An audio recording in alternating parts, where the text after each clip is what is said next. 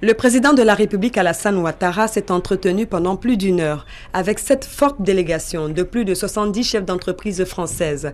Une délégation conduite par le vice-président du MEDEF, Michel Roussin, ancien ministre de la Coopération, et Marc Renard, président du Conseil des chefs d'entreprise France-Afrique de l'Ouest.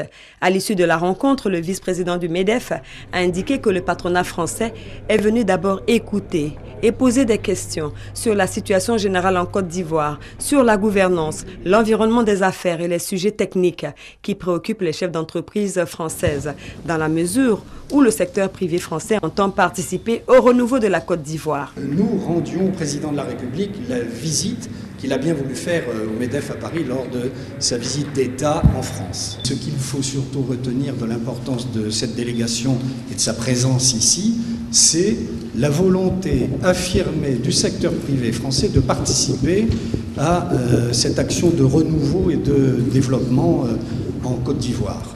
C'était important que nous puissions manifester très ouvertement notre volonté d'être associés aux activités du secteur privé ivoirien.